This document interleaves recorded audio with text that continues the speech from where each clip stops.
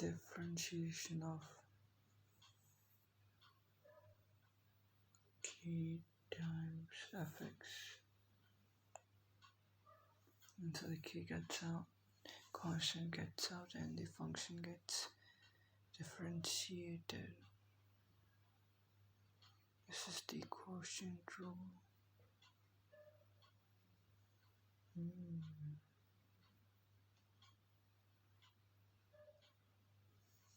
F of gx. This is the product rule. X and minus 1. Sin x cos x minus sin x, tan x square x, cot x minus cos x square x, sec x tan x, cos x minus cos x cot x, ex.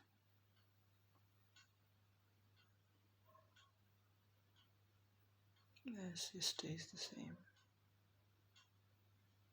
Ex ln a. These are the inverse trigonometric functions.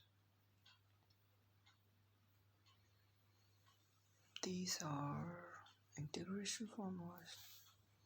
No, I don't need those.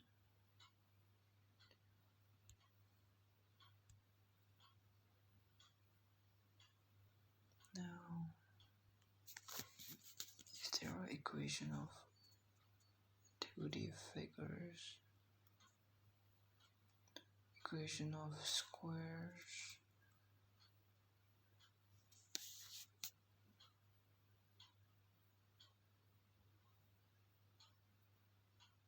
Even if an expression is in a perfect square, we can turn it into one by adding a constant. For example, x squared is in a perfect square, but if we add okay, so equation of squares. I need to see how these equations work, because after I learn how to solve these equations, after I learn some things about differentiation, I'm gonna use that to find the formulas of I'm gonna use that to find the areas of figures, 2D figures, not regular figures. That will be, so that's my plan for today. I'll just find the area of the square. Oh. There are other ways to find areas of a square. Like I can just somehow get the side of a square, get the value of side of a square, and that will be it. Does an equation exist to describe a square? What about any polygon? Yesterday I saw some awesome math, Mr. Men Math posters created by Sullivan Math, and I've already stuck some of them up in the corridor at my school. Mr. Asteroid particularly caught my eye as one of the interesting Mr. Men shapes. You can see and understand intuitively that the equation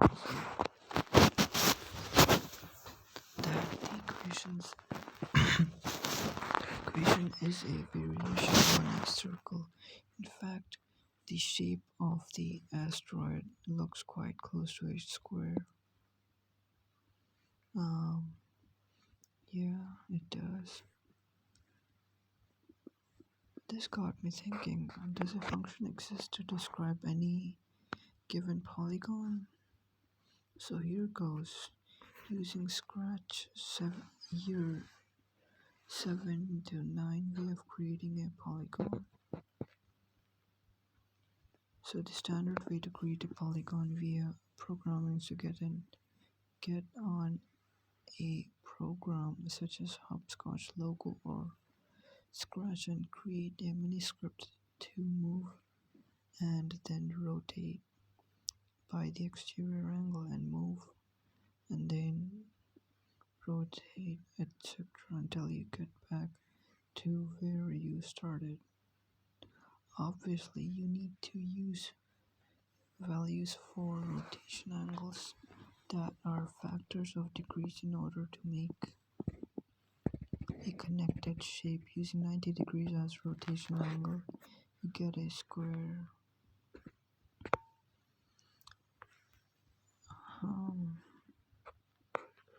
Using GeoGebra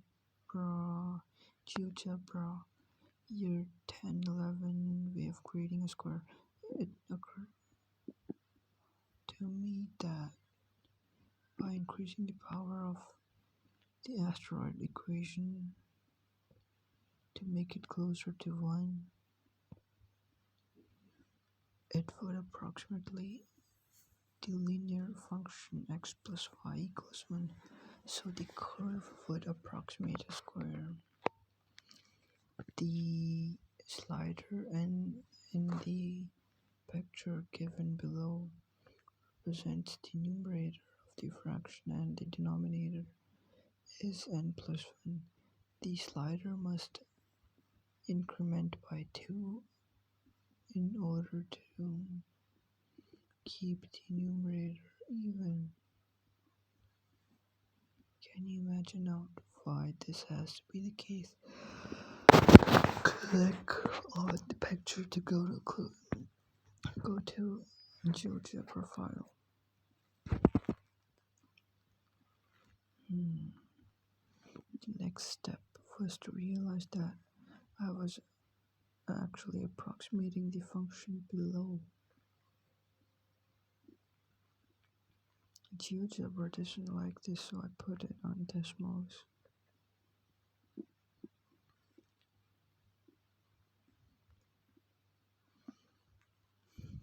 Polar coordinates in Desmos year 12-13 way of creating a polygon function.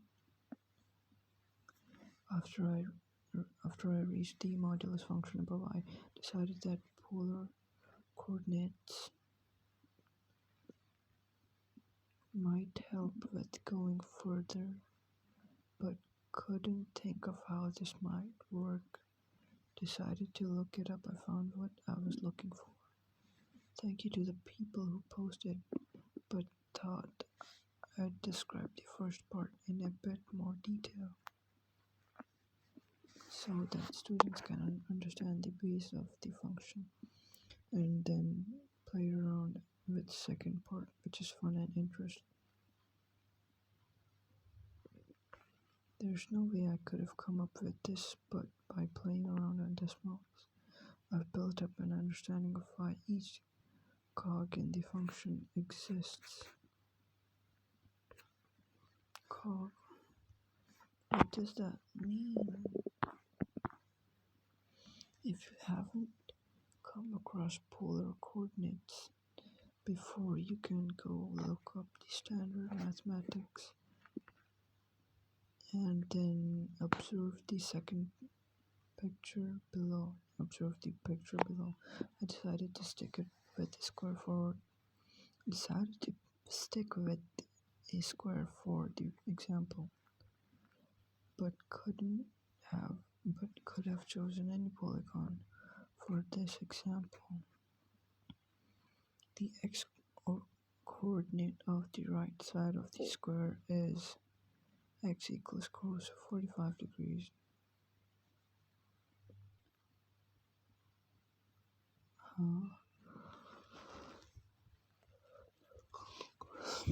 Is that so?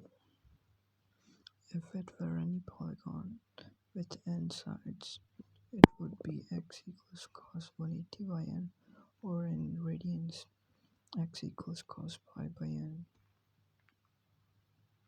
Since in general with polar coordinates x equals r cos theta, with r in this case being the distance from the origin to an edge,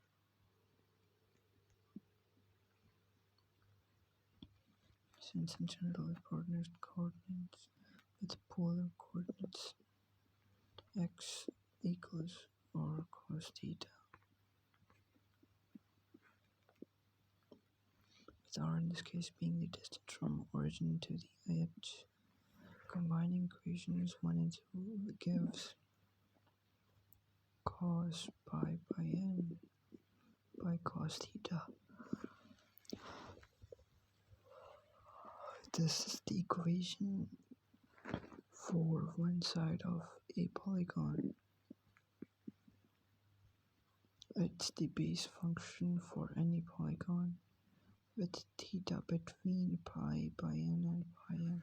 To get this base function for the first side to break off into the next side, you need the distance from the origin to stay the same as equivalent point on the first side. To get the base function for the first side to break off into the next side,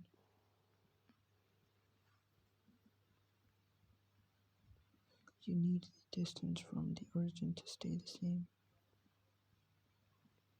as the equivalent point on the first side.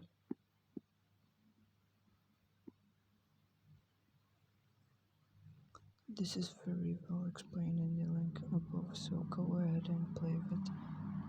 Analyze the second part of the function to find out why it works.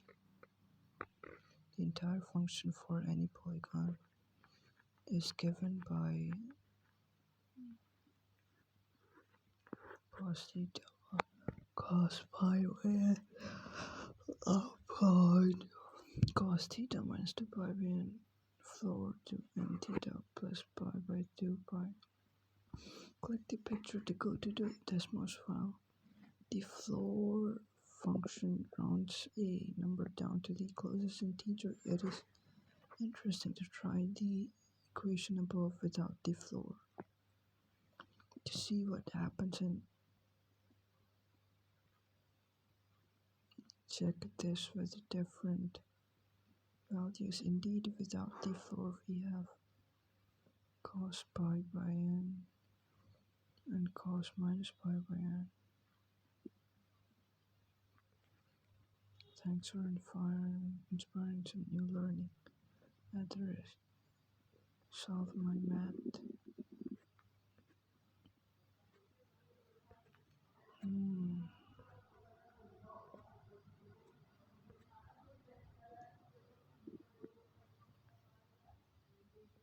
How do I? Let me try to come up with the equation of a square.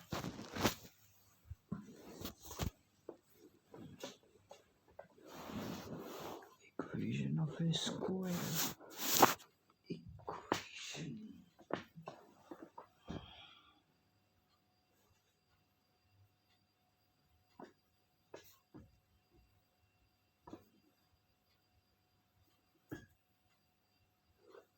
Okay, so that equation should apply to any square.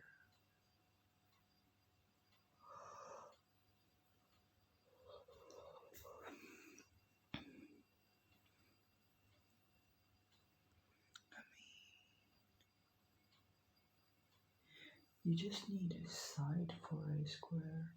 You don't need an equation, just pick a number and you will be able to construct a square with this side.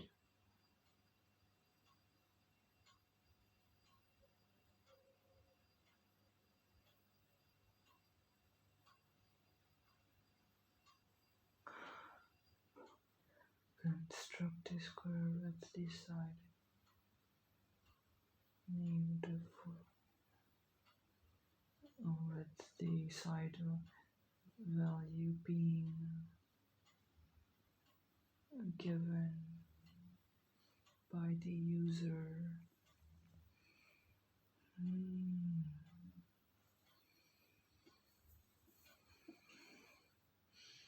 How about we find the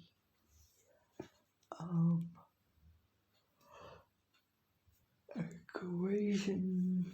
No, not equation. Find the volume of a 2D.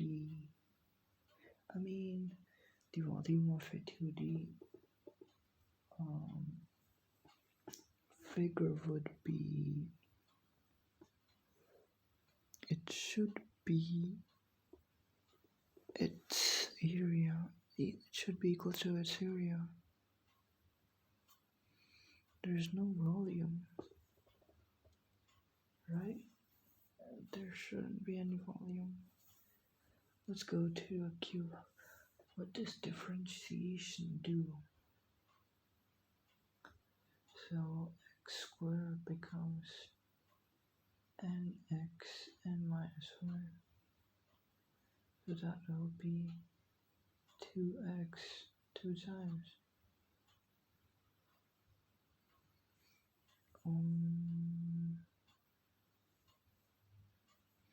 Square, right? So what if it's x is 5 and n is 2? So it's become 2 times 5 multiplied by 2 minus 1, that is 1, so that should be equal to 25. And x squared is also 25. Let's pick another number. Let's pick 3.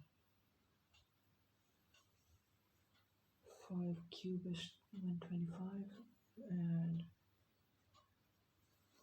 differentiation of x cubed is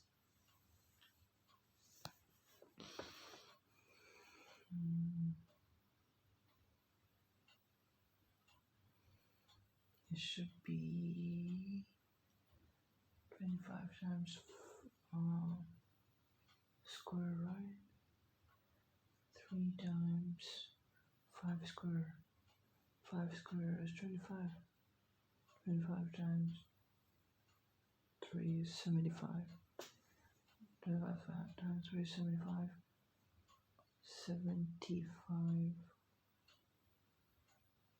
That is definitely smaller than what I was expecting. I see. So it isn't supposed to be used in calculating areas. What is differentiation?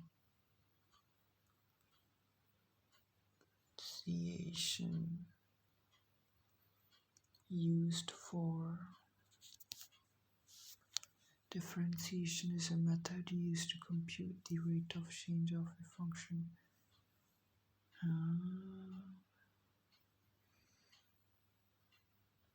Rate of change of a function with respect to its input.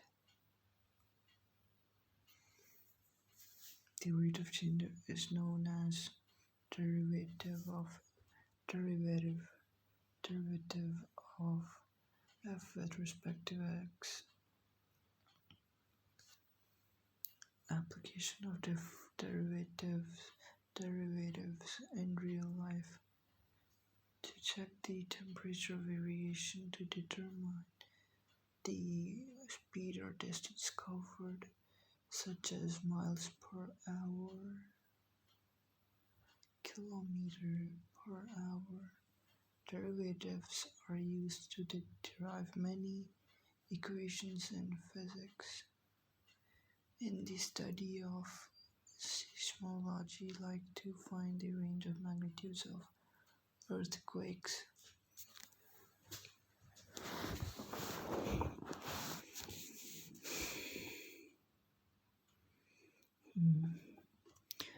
do we need to use differentiation? Why do we need to use differentiation? Differentiation is used to determine the instantaneous rate of change of quantities. For instance, if we want to find the velocity of a curve, we can do it by using differentiation mathematically. It is expressed as v equals ds by dt, where is displacement and is time.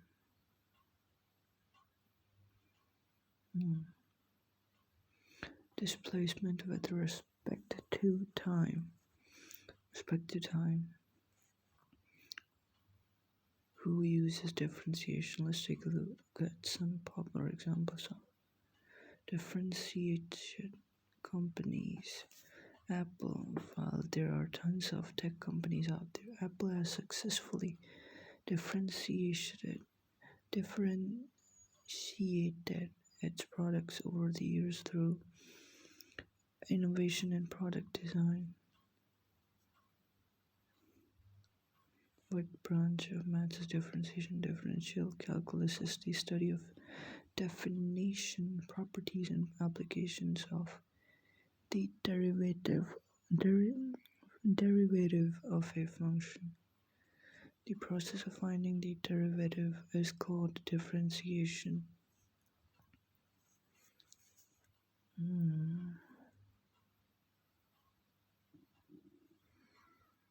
The rate of change of function with respect to its input.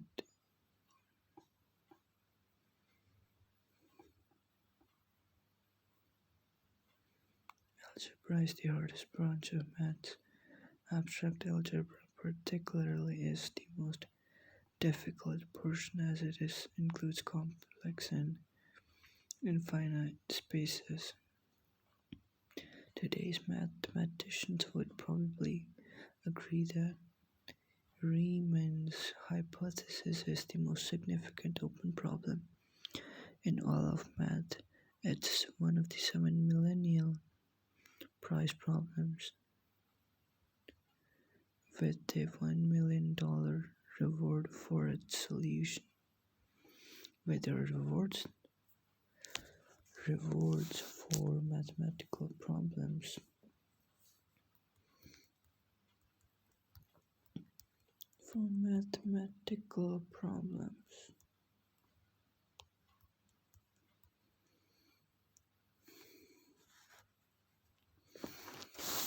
Why did they?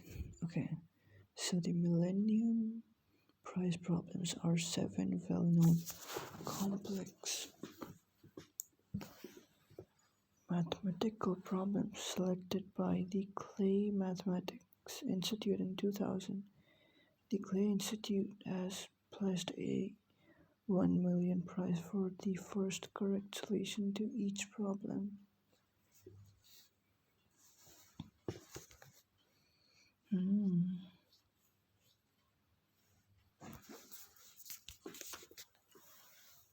The Millennium Prize problems are 7 well-known complex mathematical problems selected by Clay Mathematics Institute in 2000. The Clay Institute has pledged a $1 million prize for the first correct solution to each problem. The Clay Mathematics Institute officially designated the title Millennium Problem for the 7 unsolved mathematical problems: the Birch and the Swinnerton-Dyer conjecture, Hodge conjecture, Navier-Stokes existence and smoothness, P versus NP problem, Riemann hypothesis, Young-Mills existence and mass gap, and Poincare conjecture at the Millennium meeting held on 24 May 2000. Thus, on the official website of Clay Mathematics Institute, these 7 problems are officially called the Millennium Problems. To date, the only Millennium Prize problem to have been solved is the Poincare conjecture. The Klein Institute awarded the monetary prize to Russian mathematician Grigory Perelman in 2010. However, he declined the award as it was also not offered to Richard S. Hamilton, upon whose work Perelman built. The remaining 6 unsolved problems were Swinnerton-Dyer conjecture, Birch and Swinnerton-Dyer conjecture. Birch and Swinnerton-Dyer conjecture deals with certain types of equations.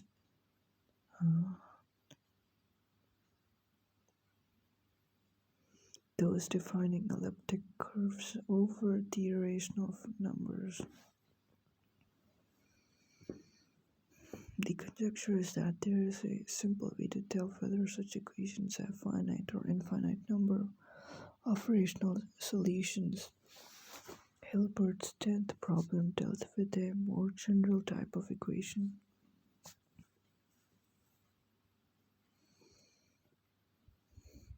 And in that case, it was proven that there is no way to decide whether a given equation even has any solutions. The official statement of the problem was given by Andrew Wiles. The Hodge conjecture is that for projective algebraic varieties, Hodge cycles are rational linear combinations.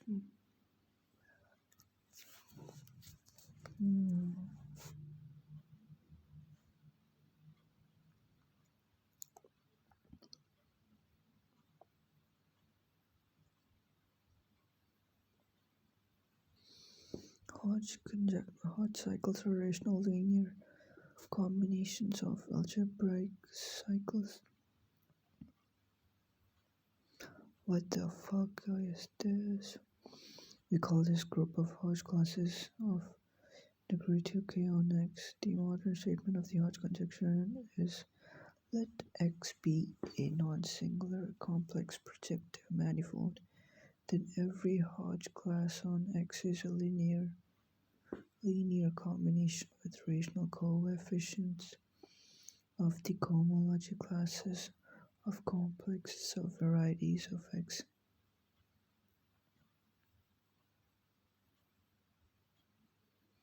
Navier-Stokes existence and smoothness.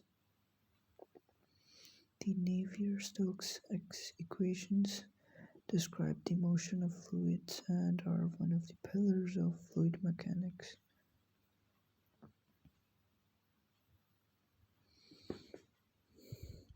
However, theoretical understanding of their solutions is incomplete, despite its importance in science and engineering for the three-dimensional system of equations.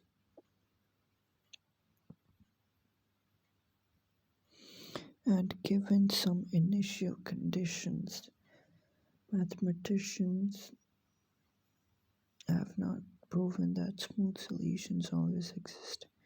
This is called the Navier-Stokes existence and smoothness problem. The problem restricted to the case of an incompressible fluid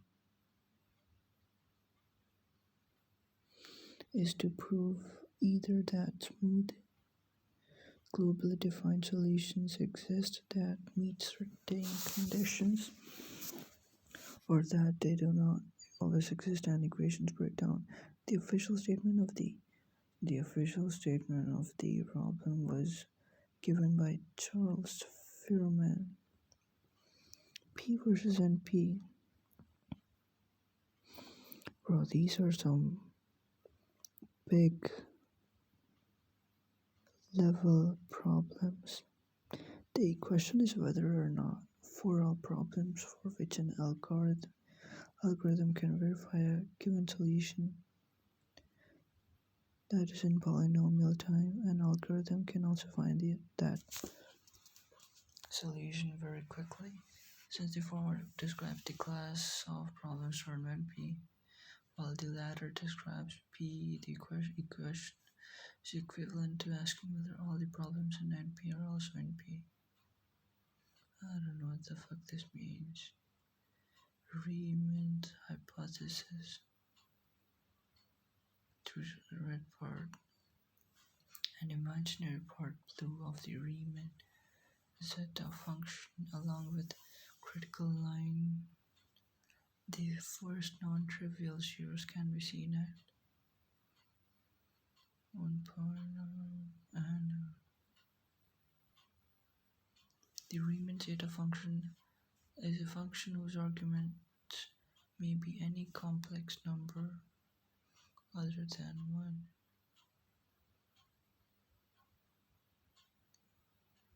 And whose values are also complex.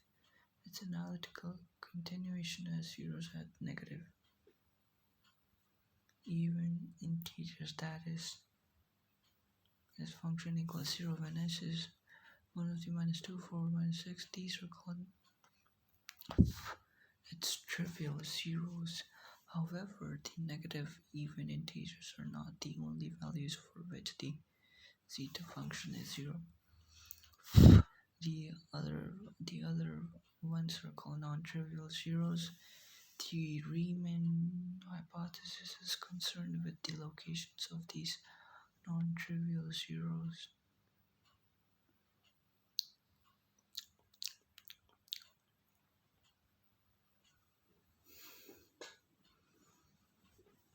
And states that the real part of every non-trivial zero of Riemann zeta function is half. The Riemann hypothesis is that all non-trivial zeros of analytical continuation of Riemann zeta function have a real part of 1 by 2. A proof of this would have far-reaching implications in number theory, especially for the distribution of prime numbers. This was Hilbert's eighth problem and is still considered an important open problem a century later. The problem has been well known ever since was originally posed by Bernhard Riemann in 1860. The Clay Institute's exposition of the problem was given by Enrico Bombier. Damn, what the fuck is this?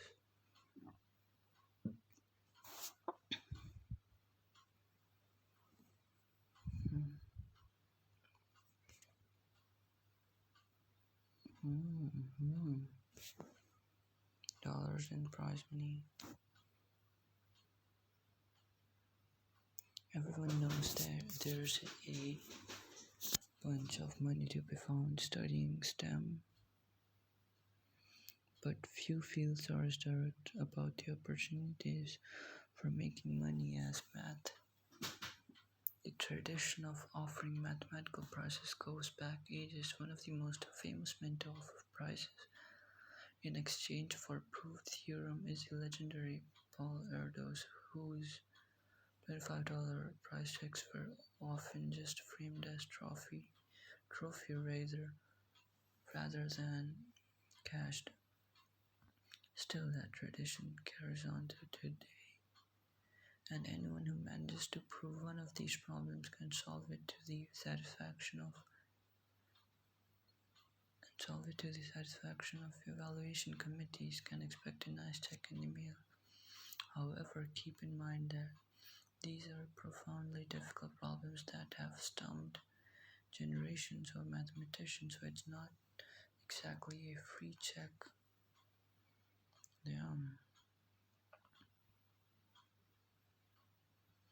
While Erdos passed away in 1996, Ronald Graham remains the current administrator of outstanding Erdos Problem Prize winners.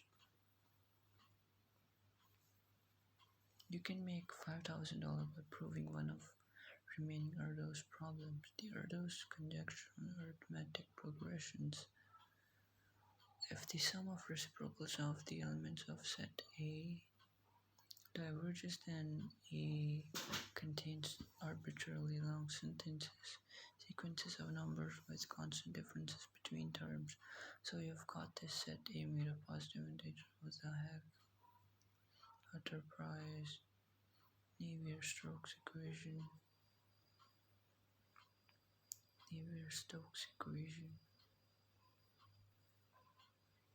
Riemann hypothesis, proof Bayes' conjecture. Mine a Bitcoin, what the heck? When you mine a Bitcoin, you use a computer to solve a particularly difficult mathematic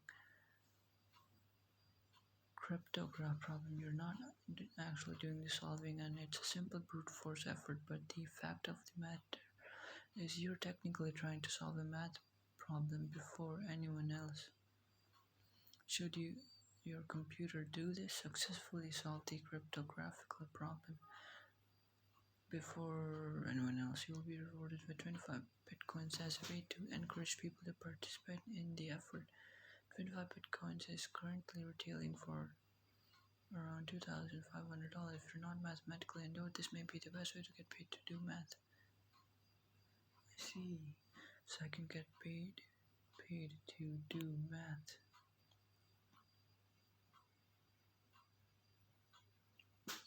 Damn.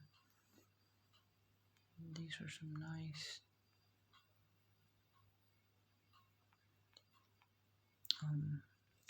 things.